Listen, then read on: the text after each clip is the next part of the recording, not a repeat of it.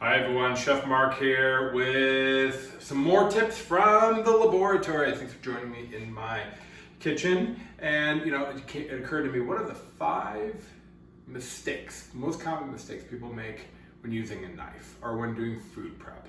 And I thought about, what have I seen? What have I seen personally? Not only when I'm working with people in their own homes, but from my own experience, maybe growing up and watching my mom cook.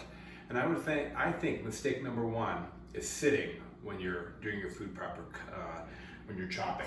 So my mother used to take all her food and lay it on newspaper, sit at the kitchen table rather, and take a tiny little knife and sit there and chop.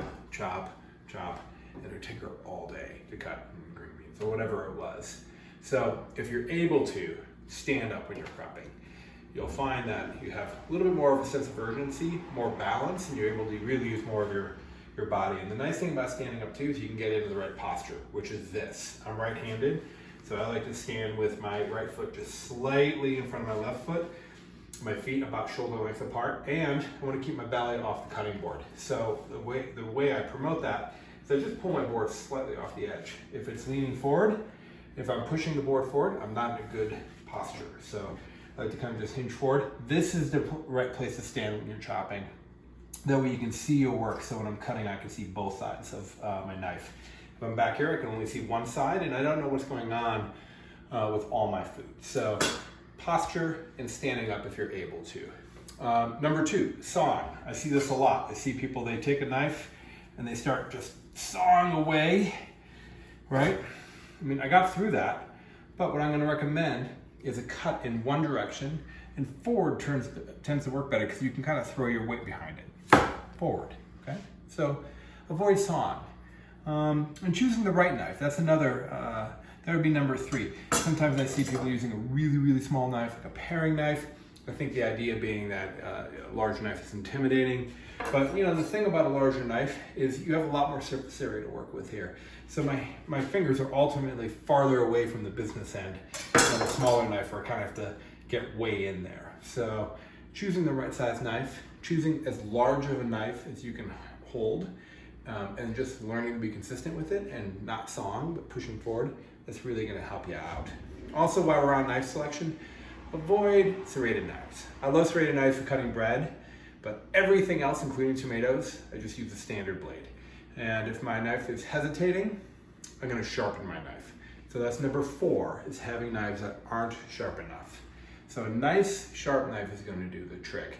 And you wanna maintain the sharpness with one of these guys. This is a steel. Of course, we're just gonna run that through a couple times. Check out my YouTube channel at Chef Mark to learn more about how to sharpen a knife, but keeping your knife nicely maintained, that blade nice and sharp, is going to allow you to get the most out of your knife. And finally, what was the last one? Hold on. Dull knife. You're going to have to edit this, sorry. Oh, you're fine. Okay. All right. You ready? Yep. Picking up. And finally, number 5, the 5th most important mistake I find people making when they're using a knife is holding the knife wrong. And the most common would be this pointer move right here. So here we go, you're pushing down hard with this finger and you're chopping. A couple things are going on I don't like about that. It's really fatiguing on the finger, and you're having to like kind of rotate and kind of lock your wrist out. And the problem with that when you're holding a knife like this is that the knife wants to pop out, like slide out, and it feels like you never really have good control over the knife. So we're going to adjust that. We're going to bring this middle finger up against the back of the knife, and we're going to hold the knife with the pinch grip. See how my entire hand is on top of the knife? You can barely see the handle. There we go. Now I have good control. I have flexibility in the wrist, and this is not fatiguing. This is extremely fatiguing. And again, we're holding the knife way back here. We're using the whole handle. Quite frankly, the handle of a knife only needs to be about 2 inches long if you're holding it correctly. So by holding the knife right, when I go to swing through, it's just nice and easy. I don't have to use as much pressure. I can just let the knife do the work.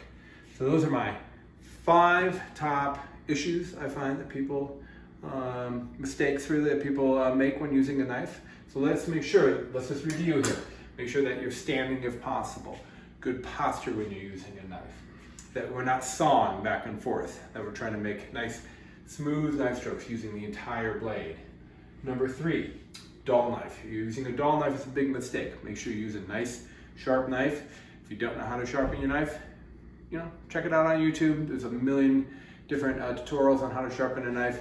Even take it to a knife sharpening place, have it done for you. Number 4, using the wrong size knife, using a knife that's way too small, that's extremely common. And lastly, holding the knife incorrectly. So those are the top 5 mistakes and tips on how to correct them. This is Chef Mark at Appliance Factory in Mattress Kingdom. Thanks for tuning in. Make sure you like and subscribe. Online or locally, save at ApplianceFactory.com. Click the link to learn more.